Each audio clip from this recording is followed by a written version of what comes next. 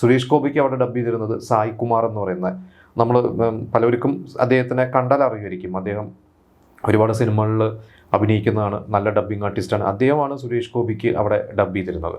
പിന്നീട് വന്ന സുരേഷ് ഗോപിയുടെ മിക്ക സിനിമകളും, അതിൽ തക്ഷശില എന്ന് പറയുന്ന ഒരു സിനിമ റിലീസിന് മുമ്പ് തന്നെ അവിടുത്തെ പല റൈറ്റ്സും വിറ്റുപോയിട്ടുള്ളതാണ്. പിന്നെ കാശ്മീരം എന്ന് പറയുന്ന ഒരു സിനിമ, ആ ഒരു സിനിമ മലയാളത്തിൽ കാശ്മീരമാണെങ്കിലും തെലുങ്കിൽ ഡബ് ചെയ്തപ്പോൾ അത് ന്യൂഡൽഹി എന്ന പേരിലായിരുന്നു തെലുങ്കിൽ ഡബ് ചെയ്ത് ഇറക്കിയത്.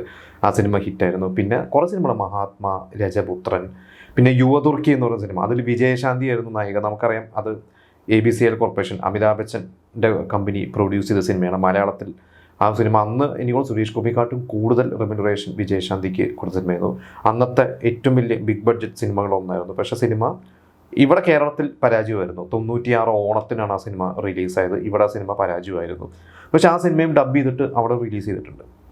പിന്നീട് വന്നിട്ട് പല സിനിമകളിൽ ലേലം ആയിക്കോട്ടെ, FIR ആയിക്കോട്ടെ, അതിൽ ലേലം അത്ര വലിയ വിജയമല്ലായിരുന്നു. FIR വിജയമായിരുന്നു, നരിമാൻ വിജയമായിരുന്നു. പിന്നെ കുറേ കണ്ട് സുരേഷ് ഗോപി ഒരു ഇടവേള എടുത്ത് തിരിച്ച് വീണ്ടും അഭിനയ രംഗത്തോട്ട് വന്ന് ഭരചന്ദ്രൻ IPS ടൈഗർ സിനിമയൊക്കെ ചെയ്തപ്പോൾ അതിൽ പലതും വീണ്ടും അവിടെ ഡബ് ചെയ്ത് ഇറക്കാൻ തുടങ്ങി. അപ്പോൾ ഡിസ്ട്രിബ്യൂട്ടേഴ്സ് നോക്കുന്നത് എന്താണ് അതിൽ, ഈ പറയുന്ന പോലെ സുരേഷ് ഗോപിയുടെ ഒരു സിനിമകളുടെ ഒരു പ്രത്യേകത എന്ന് പറഞ്ഞപ്പോൾ പ്രധാനമായിട്ടും ആക്ഷൻ തന്നെയാണ്. പിന്നെ അതിൽ ഈ പറഞ്ഞ പോലെ തന്നെ ഒരു ഭയങ്കര പഞ്ച് കിട്ടുന്ന തരത്തിലുള്ള സീൻസ്, നമുക്കറിയാം, ഭയങ്കര മാസ് സീൻസുകൾ, ഭയങ്കര ഹീറോയിസം സീൻസുകൾ.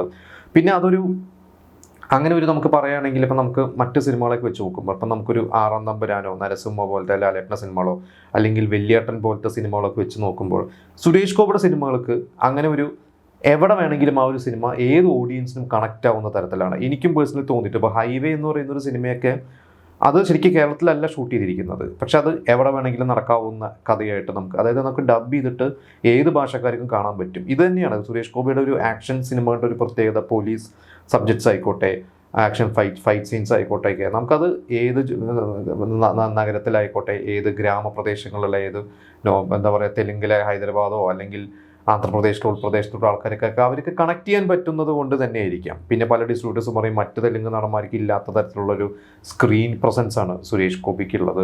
അതുകൊണ്ട് തന്നെയായിരിക്കാം സുരേഷ് ഗോപിനെ അവർ അക്സെപ്റ്റ് ചെയ്തതെന്നും ഈ പറഞ്ഞ സുപ്രീം സ്റ്റാർ എന്നൊക്കെ പറഞ്ഞ് സുരേഷ് ഗോപിക്ക് ഒരു എന്താ പറയുക ഒരു പേരൊക്കെ അവർ ഇട്ടുകൊടുത്തത്.